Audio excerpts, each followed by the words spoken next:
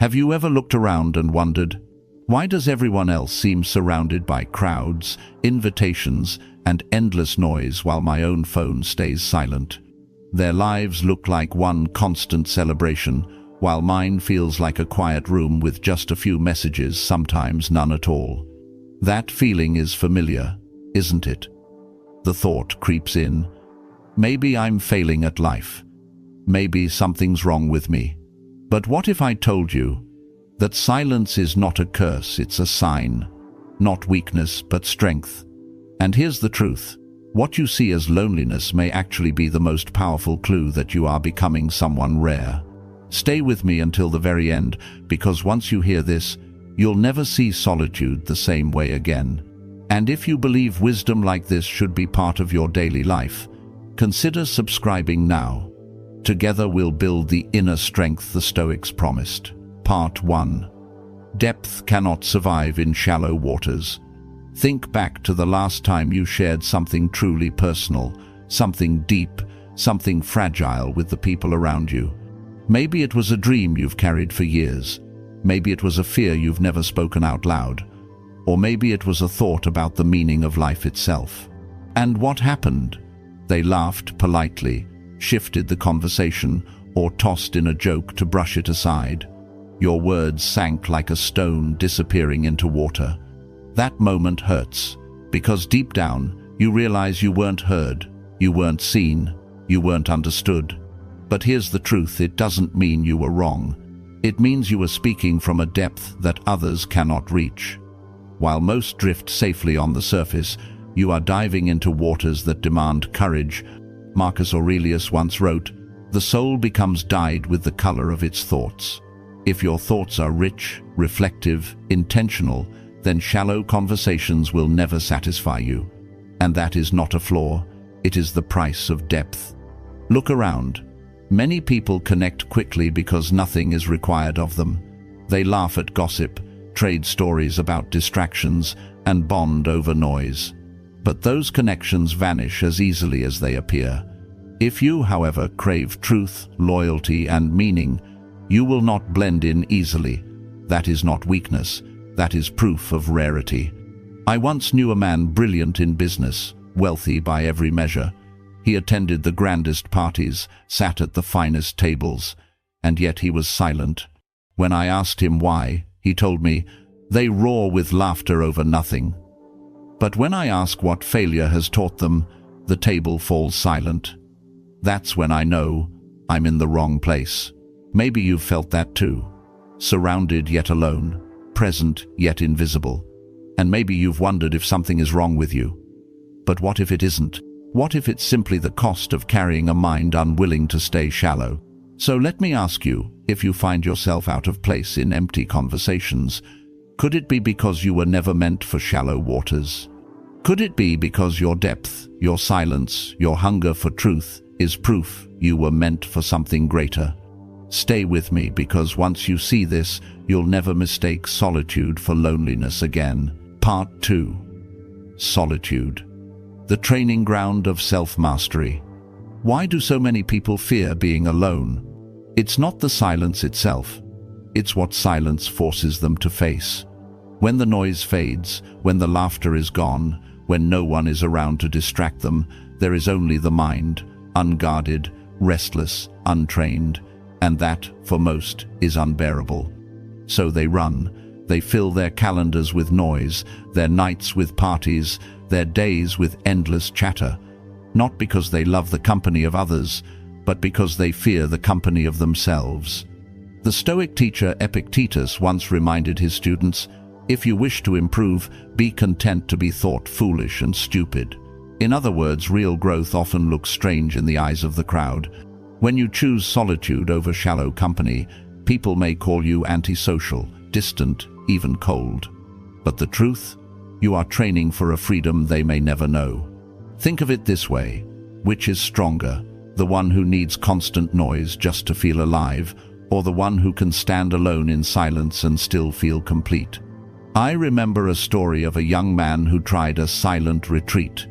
Just 3 days, no phone, no conversation, no distractions. On the first night, He said he felt like he was going insane. Every regret, every insecurity, every hidden fear came rushing in. But by the third day, something shifted. He realized the monsters were inside him all along, and silence had simply revealed them. From then on, solitude became his teacher. Solitude is not punishment, it is practice. It's the gym for the soul, the forge for the mind. When you sit in silence, you learn where your thoughts wander. You learn how restless, how reactive, how undisciplined your inner world really island. And once you see that clearly, you can begin to master it. That's why the Stoics never feared being alone. To them, solitude was not emptiness, it was opportunity. It was the proving ground where the mind learns to hold its own weight. So the next time you find yourself in the quiet, don't run from it. Stay, listen, train. Because every moment of solitude is shaping you into someone who is unshakable in the storm.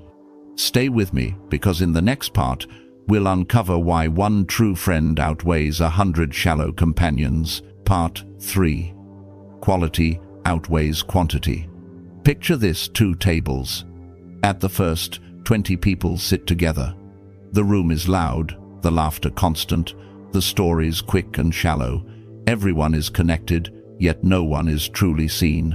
When the night ends, the memories dissolve like smoke in the air. At the second table, there are only 2 chairs, just you and one person who listens, who understands, who carries your silence as easily as your words. No noise, no masks, no pretending. Every sentence feels alive, every pause feels safe. Which table would you rather sit at? Seneca, the great Stoic philosopher, once wrote, "Associate with people who will make you a better man, and welcome those whom you can make better." He knew what we forget today, that friendship is not about numbers, it's about nourishment. One true companion can bring more light than 100 empty acquaintances. We live in an age of quantity, thousands of followers, hundreds of contacts, countless friends. And yet, loneliness has never been higher, because deep connection cannot be measured in likes or followers or names saved in a phone. It is measured in loyalty, in honesty, in presence. I remember an old soldier telling me his story. He had fought in a war, surrounded by brothers in arms. But when the war ended, the noise faded, and the years passed. Only one man still called to check on him week after week. "That man," he said quietly, "didn't save my life on the battlefield, but he saved my soul in peace." That is the difference. A crowd can stand beside you in celebration, but only a true friend will sit with you in despair. So, if your life looks quiet now, if your contact list feels short, don't see it as emptiness. See it as clarity.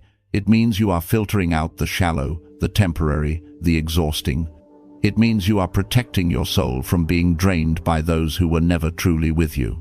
Quantity is easy, quality is rare, and rarity, that is where value lives. Stay with me, because in the next part, we'll see why the right people always appear in the right season, and why your patience today may be the key to the friendships that will change your life tomorrow. Part 4. The right people appear in the right season. Nature has a way of teaching us patience. Flowers do not bloom in winter. Fruit does not ripen overnight. And yet we expect friendships to arrive instantly, as if the right people should appear on demand. The Stoics warned against this illusion. Marcus Aurelius wrote, "What happens to each of us is ordained for us from the beginning." In other words, you cannot force people into your life before their season has come. Think of your own journey. There were times you desperately wanted connection, but the room stayed empty. Times you reached out, but your hand met silence. In those moments, it felt like the universe had abandoned you. But what if it was simply preparing you? What if solitude was shaping you into the person who would one day recognize the right companion when they finally arrived? I once met a woman who said she spent most of her 20s and 30s feeling invisible. She went to gatherings, tried to fit in, but nothing ever lasted.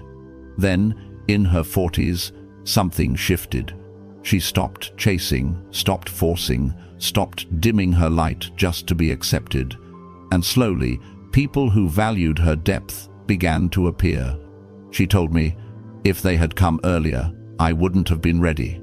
And if I had changed myself just to belong, I never would have met them at all. That's the secret. If you dim your light to blend in, the ones who could truly see you may never even notice you. But if you stand firm, even in solitude, you become a beacon. And beacons don't chase ships, they guide them. So yes, your season may feel long, the winter may feel endless, but remember, nature does not rush, yet everything blooms in its time. And the same will be true for you. The right people will appear when you are ready, not to rescue you from loneliness, but to walk beside your strength, not to fill your emptiness, but to join your fullness. So hold your ground. Stay true to your values, because when they come, they will recognize your depth, because they carry their own. And now let's bring it all together. What does the lack of friends truly mean for your life? Stay with me for the final reflection, because it may change the way you see yourself forever. Conclusion. So what does the lack of friends really mean?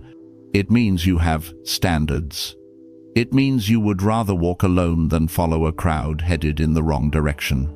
It means you are training your inner strength, so when the right people arrive, you won't need them to complete you.